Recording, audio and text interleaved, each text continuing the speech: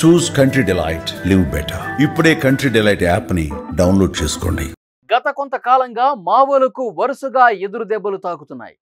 Maoist supreme నాయకుడు Nambala Keshavarao encounter జరిగి నెల రోజులు గడవకముందే ఆ పార్టీకి మరో భారీ ఎదురు దెబ్బ తగిలింది.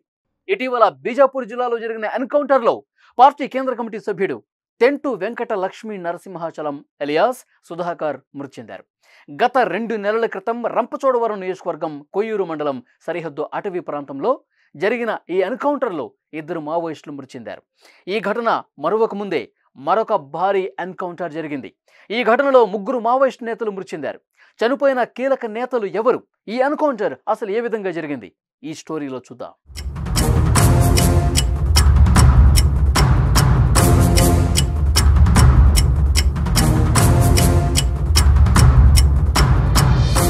అల్లూరి సీతారామరాజు జిల్లాలో భారీ ఎన్కౌంటర్ కు సంబంధించిన సమాచారం ఇది. Rampachodavaram revenue division Devipatnam police station పరిధిలోని కాకావాడగండి గ్రామ సమీపంలో గల కిట్టూరు అటవీ ప్రాంతంలో గ్రేహౌండ్స్ సిబ్బందికి మావోయిస్టులకు మధ్య ఎదురు కాల్పులు చోటు చేసుకున్నాయి. ఈ కాల్పుల్లో 3 మావోయిస్టులు మృతి చెందారు.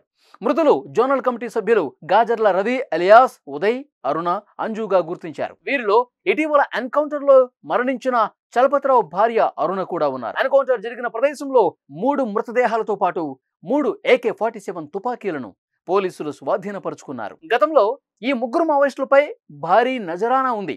2018లో దుంబ్రిగూడ సమీపంలో కిడారి సర్వేశ్వరరావు, శివేరి సోము హత్య కేసులో అరుణ నిందితురాలుగా ఉన్నారు. అరుణ స్వస్థలం విశాఖ జిల్లా పెందుర్తి మండలం కరకవాణిపాలెం. ఉదయ్పై 25 లక్షలు, అరుణపై 20 లక్షల రివార్డు ఉంది. వారి వద్ద నుంచి 3 AK-47 ఆయుధాలను భద్రతా బలగాలు స్వాధీనం చేసుకున్నాయి. కాగా జనవరిలో ఒడిశా ఛత్తీస్గఢ్ సరిహద్దుల్లో జరిగిన ఎన్కౌంటర్లో నక్సలిజం కేంద్ర కమిటీ సభ్యులు చలపతి అలియాస్ రామచంద్రారెడ్డి చనిపోయిన విషయం తెలిసిందే. ముఖ్యమంత్రి చంద్రబాబుపై అలిపిరిలో జరిగిన దాడి కేసులో చలపతి కీలక సూత్రధారి. ఆయనపై ₹1 వరకు రివార్డు ఉంది. ఈ రోజు జరిగిన ఎన్కౌంటర్లో ఆయన భార్య కన్నుమూసింది. మావోయిస్టులకు వరుసగా దెబ్బలు తగలటం ఆ పార్టీ మనుగడకు కష్టమని పోలీసులు చెప్తున్నారు.